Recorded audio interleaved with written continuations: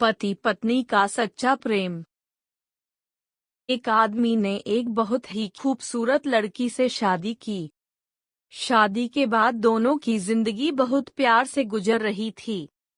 वह उसे बहुत चाहता था और उसकी खूबसूरती की हमेशा तारीफ किया करता था।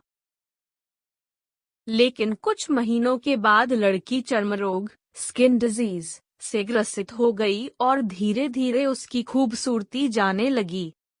खुद को इस तरह देख उसके मन में डर समाने लगा कि यदि वह बदसूरत हो गई तो उसका पति उससे नफरत करने लगेगा और वह उसकी नफरत बर्दाश्त नहीं कर पाएगी।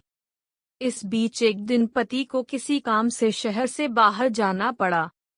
काम खत्म कर जब वह घर वापस लौट रहा था, उसका एक्सीडेंट हो गया। एक्सीडेंट में उसने अपनी दोनों आंखें खो दी। लेकिन इसके बावजूद भी उन दोनों की जिंदगी सामान्य तरीके से आगे बढ़ती रही। समय गुजरता रहा और अपने चर्मरोग के कारण लड़की ने अपनी खूबसूरती पूरी तरह गंवा दी। वह बदसूरत हो गई, लेकिन अंधे पति को इस बारे में कुछ भी पता नहीं था। इसलिए इसका उनके खुशहाल विवाहित जीवन पर कोई प्रभाव नहीं पड़ा।